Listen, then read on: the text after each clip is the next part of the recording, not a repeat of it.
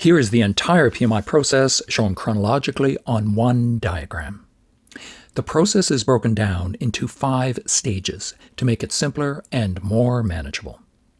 Initiation, planning, execution, monitoring and control, and closing.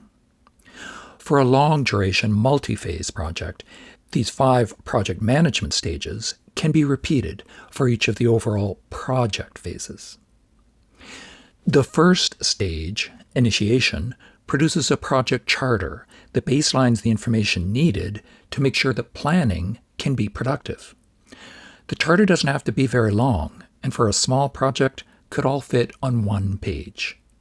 By far the most important item is the objective, a single sentence agreed by the stakeholders that captures the ultimate outcome and benefit of the project and orients all future work.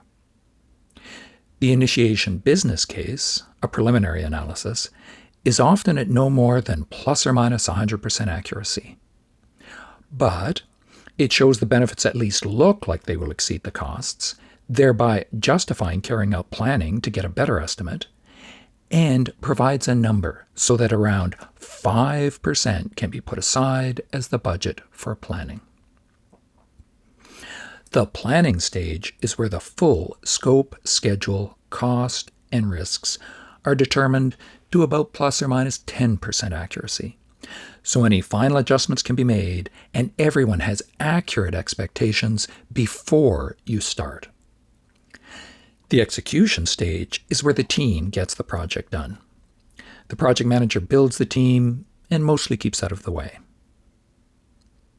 The monitoring and control stage is where the project manager statuses the project progress against the plan, makes any adjustments required, reports regularly to the stakeholders, and asks for assistance and direction on the priorities if the risk budget is being consumed too fast.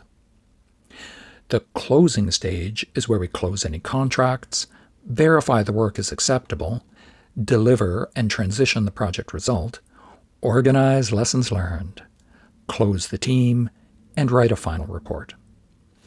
The secret to this process is 2 gates before execution, and that isn't too many.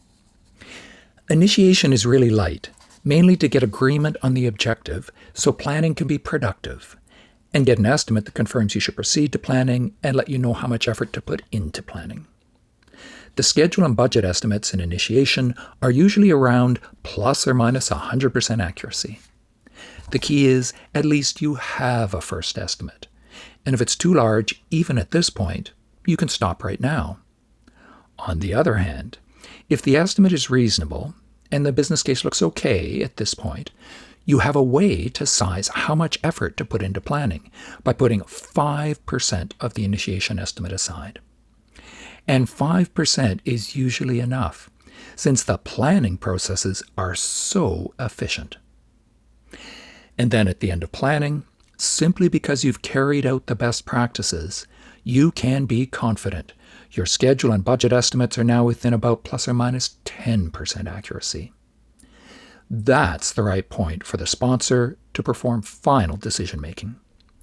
Approving the project any earlier is too risky, since you don't know the schedule and budget accurately enough.